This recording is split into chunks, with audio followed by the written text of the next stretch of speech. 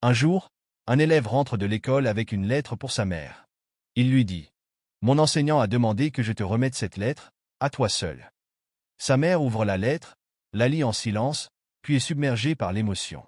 Elle décide ensuite de partager le contenu de la lettre avec son fils. « Votre fils est un génie. Cette école est trop limitée pour lui et nous manquons d'enseignants suffisamment qualifiés pour le stimuler. Nous vous prions donc de prendre en charge son éducation vous-même. » La mère décide alors d'assumer la responsabilité de l'éducation de son enfant. Après le décès de sa mère bien-aimée, alors qu'il fouille dans les vieux souvenirs familiaux, il découvre une lettre soigneusement pliée dans une boîte.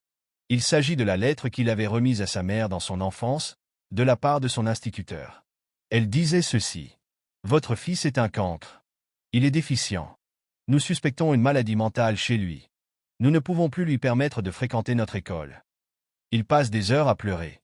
Cet enfant, c'était donc Thomas Edison, l'un des scientifiques les plus éminents, voire le plus talentueux, de son époque. Il invente l'ampoule électrique, le télégraphe, le phonographe, et bien d'autres encore.